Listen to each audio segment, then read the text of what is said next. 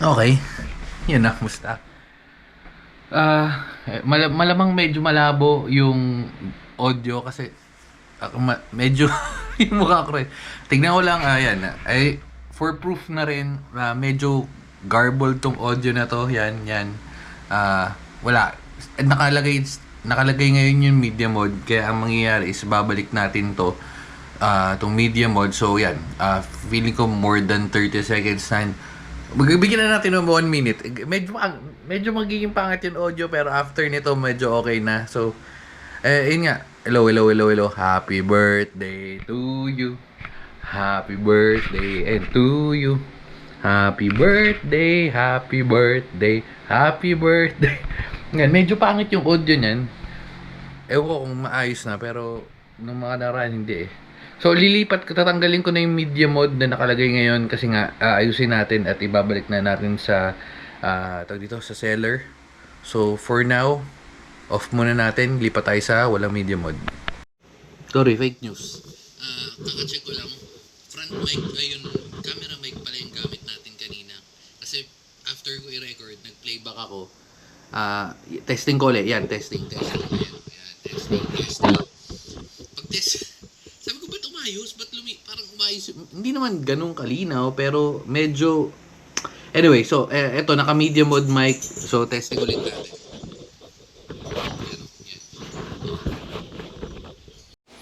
Okay, so testing. Well, eto naman, nakalagay... Baka hindi na... testing mo muna, wait lang. Okay, so nagre-record. Maganda naman kasi dito. Eto, malinaw talaga to kasi naka wireless mic tayo. Pero, ang issue ko lang is yun nga, sayang yung ano, no? Sayang effort. Pero anyway, wait lang. So, ito yung sinasabi ko. Pag nakaganto tayo, yan, kahit malayo. Well, patong natin. Sa yung cellphone ko ba? Kunin ko cellphone ko. Wait lang. Set up natin ganyan. Habang malayo tayo. Oops. Wait lang. Wala tayong patungan ng ayos. Tabingi. Oh, wait lang. Pero yan. Pero ito nga. So, ang kwento kasi dyan. Well, ito. Kuha natin sa kanya. If mababalik natin, ang kuha natin sa kanya is 4,000 to be exact. Wait lang. 4,033. Ito, yan. 4,033. 4,033.40. So, ngayon, mababalik natin siya. Ang issue lang is pag kumuha tayo ng bago ngayon, ang presyo niya na, hindi man siya issue, pero, di ba, magiging extra, ano na siya, extra charge. Whereas, nakuha ko lang siya ng 4,000. Pero still, kasi, well, siya bagay, mas pipiliin mo nga naman ibalik kaysa sira, di ba? So, yun, ibabalik na nga natin. Tapos, ang magiging process, lipat tayo. Oops. Yan. Malamang malinaw naman yung audio, pero hindi ko kasi makita mo. Ayan, yan pala. Sorry. So, ang mangyayari nga is, ibabalik natin. Ayan. Saan na yan? Ayan. Sabi ko nga, nahirapan ako mag-hawak-hawak lang eh. Feeling ko malinaw naman yung audio natin pagka ganyan. So, hindi ako sanay ng may ganito kasi nga, ang tagal na natin hindi nag-wireless mic. So, ang mangyayari, ibabalik natin. Ito maganda sa ano? Ito pala maganda sa Lazada. Kasi sa Shopee, ang kadalasan, mangyayari is kailangan mo siyang i-drop off. Ngayon, pwede naman self-arrange. Ang naging issue ko lang doon, pag self-arrange, pag ipapadala mo, medyo hassle yung transaction para mabalik sa'yo or para ma-refund ka. Unlike pag Lazada, ito. Meron na akong, wait lang. Yan, return to, sa bagay, nabalik ko na naman to pag nalabas to eh. So, meron tayong return to warehouse. Pero meron ka rin option. It's either ikaw yung mag-self-arrange or sila yung i-drop off mo, which is yung kadalasan kong ginagawa sa Shopee pag may, pag may defect or pangit yung, halimbawa, katulad nung sa ganito, actually, itong sa media mode nga rin, pangit yung may ano, diba? Yung may parang sa taas. So, yun, pwede natin siyang ibalik. Sa Shopee, parang magbabiyahe pa ako siguro mga 15-30 minutes para ma-drop off. Pero, itong nabanggit ko na to dati sa previous video ko.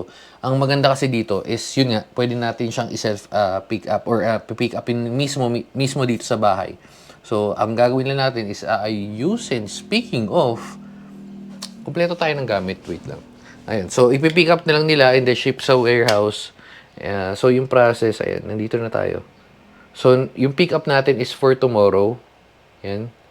Tapos, pag na-ship sa warehouse, pending review, tapos refund. So, mabilis lang naman yan. Kadalasan, sa ganyan, aabutin ka lang ng mga 2 to 3 days, siguro maximum 5 days na. And it's speaking of, nasan yung box ng media mode? Oh, shit! Natapon ba? Hindi, ito. Kasi nagtapon tayo ng mga box nung nakaraan. Okay, buti na lang. Kala ko hindi ko na-expect. Pero ito, kompleto naman nandito yung... Uy! Dalag. Yun, so, kompleto naman nandito naman yung mga gamit natin yan. Which is yung babalik na lang natin yan. Tapos ibabox na lang natin, tapos may sinasabi silang kailangan daw i-print. Pero kasi, malinaw tong audio ngayon na medyo baka na-skipan mo yung part na nag-try tayo ng may media mode, pero yung camera mic lang. Ito, tatry natin after nito paglilipit natin yung GoPro lang mismo pag nakatanggal na tong mic. Kaya ngayon. So, babalik na natin, kompleto naman yung gamit. Hindi ko matandaan kung anong shoe mount yun kasama. Babalikan ko lang sa video, pero feeling ko yung mas mahaba yata. Wait. Mounting. Okay, so lipat na tayo sa sa normal, well, sa GoPro lang. Check natin. Wait. Okay, so nakatanggal yung media mode. Ayan. Naka-ready na, ibabalik na lang natin. Ibabox na lang natin yan. Na-review ko na rin ang linaw ng pag meron tayong yan. Yung GoPro. Ang una kasing doon, kung di ko sure kung napansin nyo yung sound, lalo na pagka, kasi kahit yung sliding ganyan lang. May parang crack, gumaga, wala. Medyo weird. Tapos kasi, before ko kontakin yung seller, kasi kala ko yung sa stand, ito, doon sa, well, hindi siya shorty, pero feeling shorty lang siya. Pero in a way, parang ganun. So, kala ko dahil doon. So, tinanggal natin yun. Tapos, tinanggal ko rin yung kung ano nung pinaglalagay natin sa nakasalpak. Baka doon sa stand mismo or basta, so, nag-isolate na ako. And then, last is trinay ko without media mode. So, without media mode, okay yung sound eh. Tapos, ginawa ko nga, since may option naman dun sa media mode mismo na parang option for camera mic lang. And trinay ko yun, apparently, gumana siya ng malinaw na sound. So, yun, babalik natin. Tapos, kukuha ulit na lang tayo ng bagong media mode. Check ko kung sana okay na. Pero kasi may mga na-check na ako. Actually, may mga napanood akong iba. After nila ma-return, yung napadala nila or nakabili nilang bago is okay na. Although in the long run, syempre, hindi lang puro ganyan gagamitin natin. Nakakasalpak pa rin. Pero, anyway, so yun, dito na natin tatapusin. Yung return process nito, if interested kayo, comment lang kayo. Pero usually, yun nga, abutin ng 3 to 5 days gamit ko credit card. Babalik naman yun sa funds natin. So, yun lang. Dito na natin tatapusin. Bye-bye na. And, babu. Testing lang. Ayan, yung default mic pala. Yung default mic ng GoPro. Default mic, ikot natin. Yan, ikot. Kasi baka nga naman doon yan. Yung pinagagawa kong testing Pero, malamang okay yan. Bye-bye na ulit. Bye-bye.